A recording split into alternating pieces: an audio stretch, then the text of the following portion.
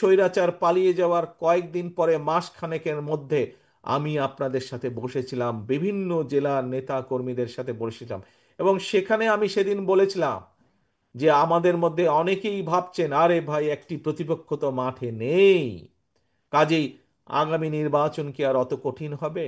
আমি তখন বলেছিলাম যে আগামী নির্বাচন বাংলাদেশের ইতিহাসে যত নির্বাচন হয়েছে তার মধ্যে সবচাইতে কঠিন হবে। মনে আছে আপনাদের?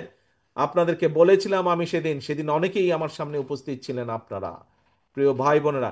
1 বছর আগে আমি কথা বলেছিলাম যে অদৃশ্য শক্তি কাজ করছে, বিভিন্ন রকম ষড়যন্ত্র হচ্ছে, এত সহজ হবে না যতই সহজ মনে করছেন, যত সহজ মনে করছেন পুরা বিষয়টি সম্পূর্ণভাবে তার উল্টা, একদম বিপরীত, ততই কঠিন হবে।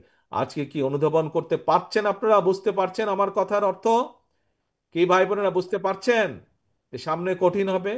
হ্যাঁ, কিন্তু এই কঠিন পথ, এই যে কঠিন হবে, এর মধ্যে আপনারা পত্রপত্রিকা বিভিন্ন বিষয় থেকে আপনারা এখন অনেকেই বুঝতে পারছেন যে আসলেই তো তারেক রহমান যা বলেছিল, মনে হয় কথাটা বোধহয় খুব বেশি ভুল বলেনি।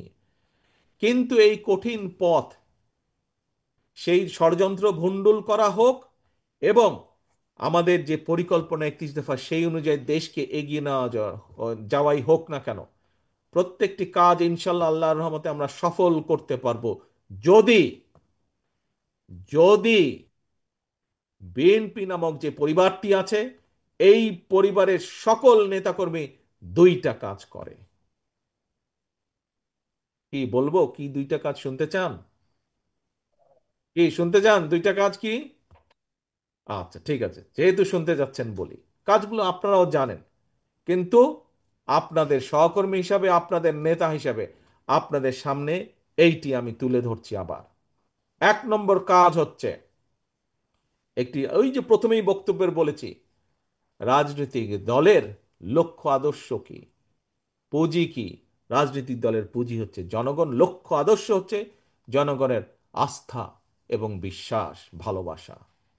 প্রিয় সহকর্মীবৃন্দ, এই ঘরে আপনারা শহীদ জিয়ার যত নেতা কর্মী আছেন, এই ঘরে দেশনেত্রী খালেদা জিয়ার যত সৈনিক আছেন, শুধু এই ঘরে না, আপনি বিএনপি হোক, আপনি যুবদল হন, ছাত্র দল হন, স্বেচ্ছাসেবক দল হন, মহিলা দল হন, মৎস্যজীবী দল হন, কৃষক দল হন, যেই হন না কেন, শুধু একটি পরিচয়, শহীদ জিয়ার কর্মী আমি, খালেদা জিয়ার সৈনিক আমি। এই ঘরেই শুধু না, সারা সারা বাংলাদেশে, সমগ্র বাংলাদেশে শহীদ জিয়া খালেদা জিয়া যত নেতাকর্মী আছে, প্রত্যেককে প্রত্যেককে সতর্ক থাকতে হবে, সচেতন থাকতে হবে একটি বিষয়, যে এমন কিছু করা যাবে না যেখানে আমাদের প্রতি জনগণের আস্থা এবং ভালোবাসা নষ্ট হোক, বিশ্বাস নষ্ট হোক। এই কাজটি করা থেকে 100% বিরত থাকতে হবে। পারবেন? পারবেন আপনারা? আমাদেরকে পারতে হবে ইনশাআল্লাহ। ধন্যবাদ। আমাদেরকে পারতে হবে, আমাদের চেষ্টা করতে হবে। একজন আরেকজনের দিকে নজর রাখবেন, যাতে আপনার পাশের সহকর্মীটি এমন কোনো কাজ না করে যাতে করে দল ক্ষতিগ্রস্ত হয়।